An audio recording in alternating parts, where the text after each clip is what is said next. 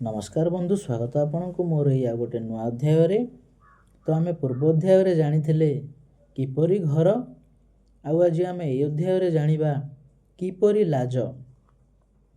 तो चलंतु बंधु डेरी न करी आम आरंभ करिबा। किपरि लाज। गाइबा बाइबा पढ़िबा ठारे लज्जा न करिब नृत्य रंगरे। रिपु संग्रामे स्त्री सांग बेले भोजने गृह व्यवहार काले।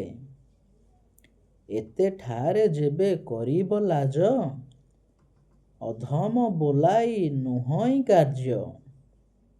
तो बंधु आज आम जानिले किपरि लाज। आज पाई एतिकी। आमे आगामी अध्याय जानिबा। विचार कर बंधु। से पर्यंत आपण समस्त को नमस्कार।